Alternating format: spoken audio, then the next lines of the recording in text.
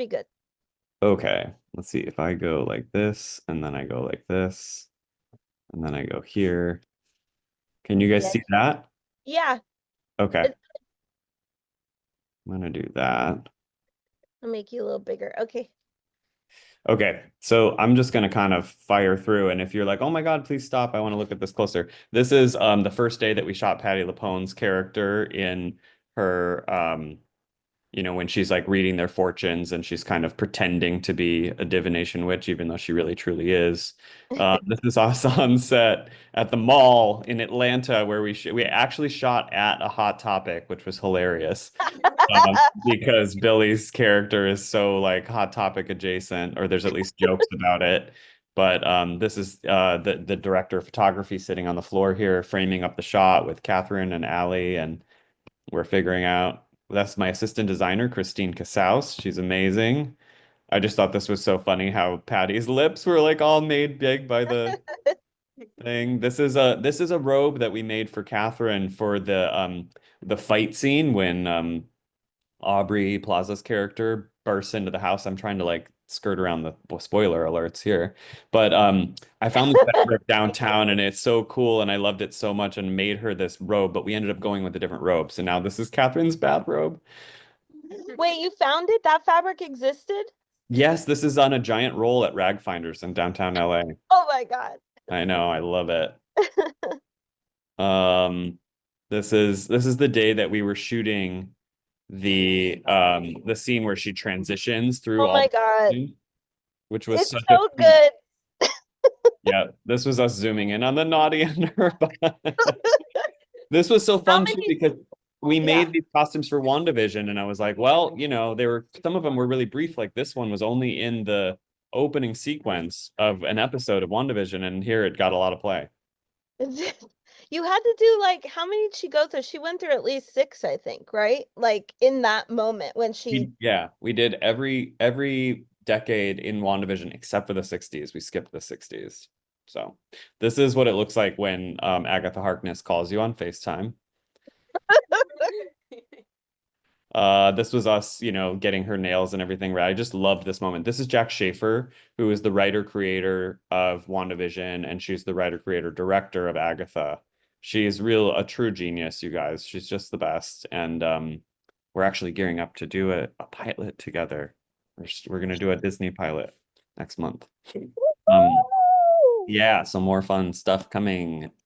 How's Catherine to work with? She seems like the most amazing, wonderful artist.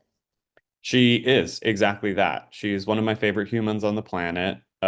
She is every bit sort of like effusive and intense and wonderful as she appears both on camera and in interviews. She's just a live wire, and she loves to put her leg up on stuff and stretch and take when we take photos.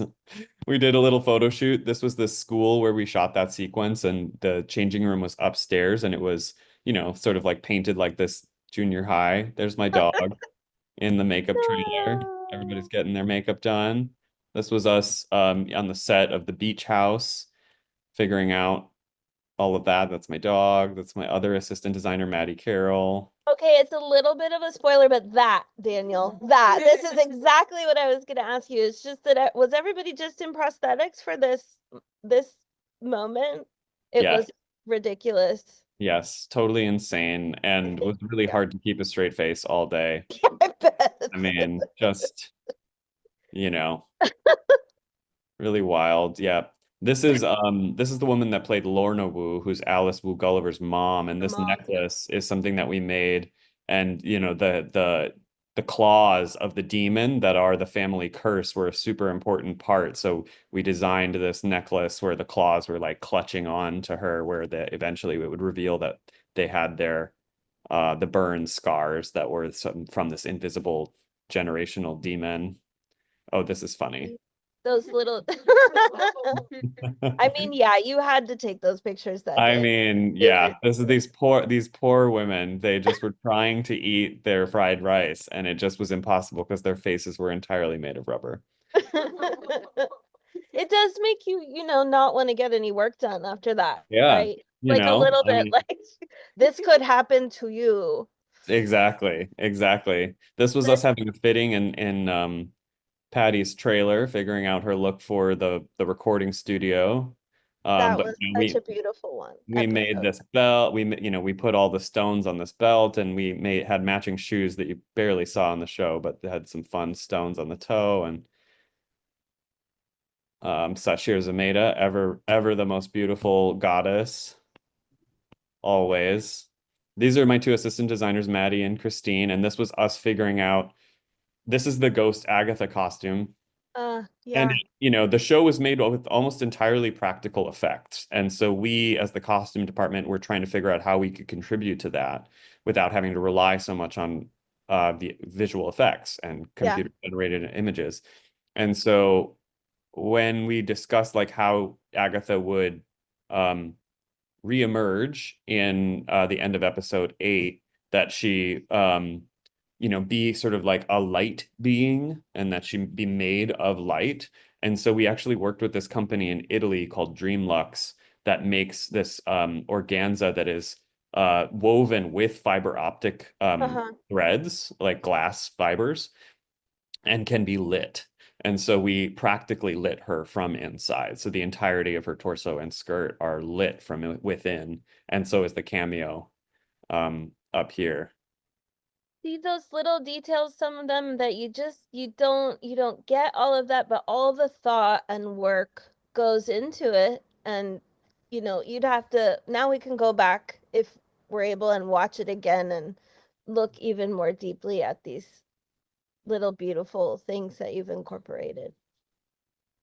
This is Deborah Jo Rupp in the sort of the thing that she's standing on is this hydraulic pistons that would like be rose up to here, and then this whole tub would be filled with mud, and this is where she sat, and she sets her purse down, and then they start to lower that piston, and then she grabs onto it, and she gets like sucked down into the mud.